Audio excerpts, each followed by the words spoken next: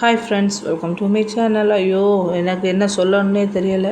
எங்களுக்கு இந்த வாட்டியோட பேட்ச் வந்து ரொம்பவுமே அடி வாங்கிடுச்சு.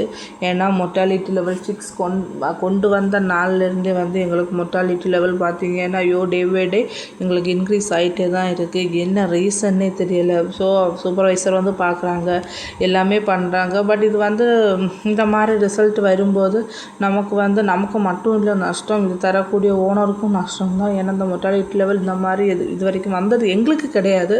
ஸோ இதுதான் ஃபஸ்ட்டு டைம். பட் வந்து ரீசன் வந்து டெம்பரேச்சர்னு சொல்கிறாங்க. ஹியூமிடிட்டி லெவல் ரொம்பவுமே ஜாஸ்தியாக இருக்குது. அதாவது வெயில் தாங்க முடியலை, அதுவும் மேபி இருக்கலாம்னு சொல்கிறாங்க.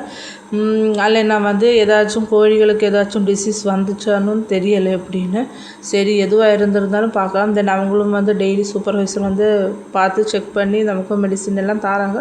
நம்ம அதுதான் கொடுக்குறோம். பட்டு என்ன சொல்லணும்னு எங்களுக்கு தெரியலை. இது வந்து எங்களுக்கு மட்டும்தான் பிரச்சனையானு எங்களுக்கு தெரியலை. ஸோ நாங்கள் பக்கத்தில் இருக்கக்கூடிய ஃபார்முக்கெல்லாம் வந்து கால் பண்ணி எல்லாம் கேட்டு பார்த்தப்போ அவங்களுக்கும் இதே பிரச்சனை தான் இருக்குது. ஸோ மேபி இது வந்து இந்த கேரளா இந்த சைடு தான் இந்த மாதிரி இருக்கான்னு தெரியல. உங்கள் இடத்துல எல்லாம் இப்படி தான் ஃபார்ம் வச்சுருக்குறவங்க உங்களுக்கு எப்படி இந்த வாட்டியுள்ள பேட்ச் எப்படி இருக்குன்னு ஒன்று தெரிஞ்சால் நீங்கள் சொல்லுங்கள், ஓகேவா?